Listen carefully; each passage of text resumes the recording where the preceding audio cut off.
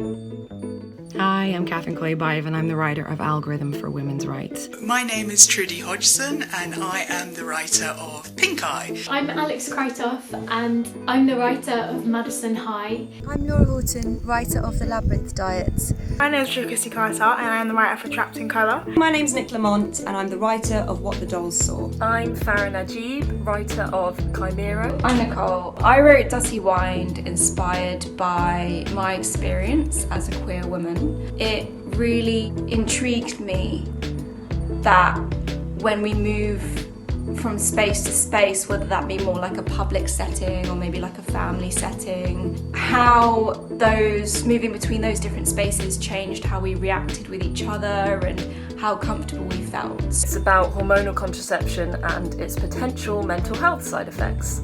I wrote it, one, because of my own experience with this stuff, and two, because it's something that isn't really talked about publicly at all, and yet it's something that most women I know have experienced in one way or another. I was inspired to write it a couple years ago when I started to read about social media influencers and the crazy world that happens behind the scenes of some of the most famous influencers. It's about two elderly sisters who have come to a crossroads in their own lives and also in their relationship with each other.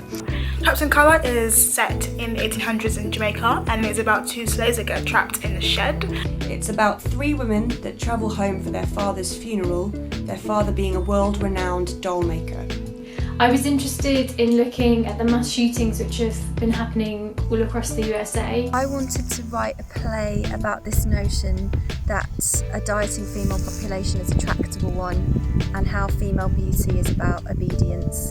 And I like to explore narratives that are about my ancestors and my culture, and also I think it's important that women have agency in their own stories. While I disagree with teachers being armed in class, I wanted to explore whether there's a stigma against women owning guns because it goes against our preconceived ideas of women being caregivers and nurturers. So I thought, what would it be like for women that had had a father figure that was literally on a mission to create the perfect little girl, and what that would do to you later in life if you had that kind of upbringing. And is about when something goes wrong, who is responsible? Exploring strength as well and why strength is deemed to be kind of a masculine notion. Exploring the male gaze. It's a comedy, mostly, despite the serious subject matter. Madison High is forming part of the Women's Rights Festival. On 29th of September. It's on at the Arcola Theatre. I hope you'll come along. There are two performances, one at 5 and 8 p.m.